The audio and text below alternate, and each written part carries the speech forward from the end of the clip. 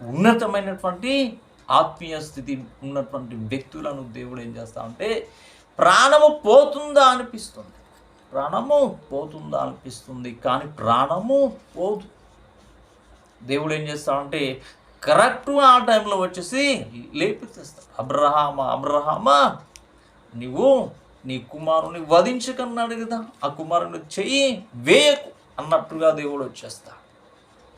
సింహాల బోనులో అక్కడ ఆల్రెడీ ఎవరిని పెట్టాడు? దేవుని యొక్క దూతను పెట్టేశాడు. కాబట్టి ప్రాణహాని ఉండదు, కానీ ప్రాణహాని కలిగినట్టే ఉండదు. ప్రాణం పోతుందా అనిపిస్తుంది కానీ ప్రాణం పోదు. అద్భుతంగా దేవుడు రక్షించి ఏం చేస్తాడంటే బలమైన ఆత్మీయ స్థితిలో ఉంచడమే కాదు, ఉన్నతమైనటువంటి ఆశీర్వాదాలతో దేవుడు ఉన్నతమైనటువంటి ఆశీర్వాదాలు ఇవ్వడానికి అవకాశం ఉంది. మనం గమనించినట్లయితే యోబు విషయంలో కూడా అదే జరిగింది. యోబు విషయంలో యోబును దేవుడు పరీక్షించాడు.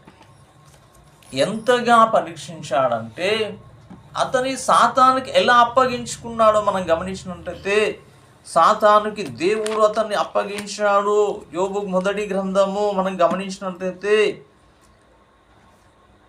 11వ వచనంలో, అయినను నీవు ఇప్పుడు నీ చెయ్యి చాపి అతనికి కలిగిన సమస్తమును 12వ వచనం చదువుకుందాం.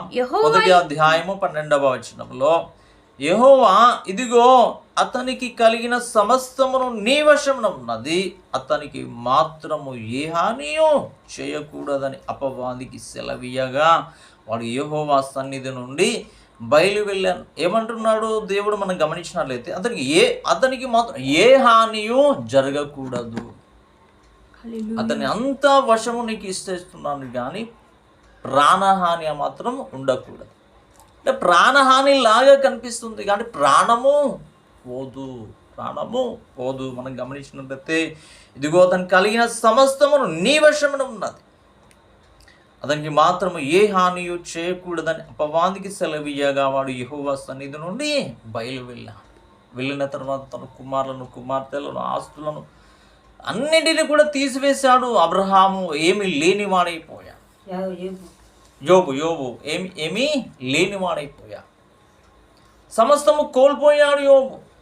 తన కుమారులను కుమార్తెలను ఆస్తులను సర్వము కోల్పోయిన తర్వాత తన శరీరాన్ని కూడా కురుపులతో అపవాది శోధించింది. కురుపులతో ఇక ఎలా ఉంది అంటే అతని సిచ్యువేషను ఆ ఉన్నటువంటి స్థితి ఇక ప్రాణం పోతే చాలు అన్నటువంటి స్థితిలో ప్రాణం పోతుందేమో, శరీరం కూడా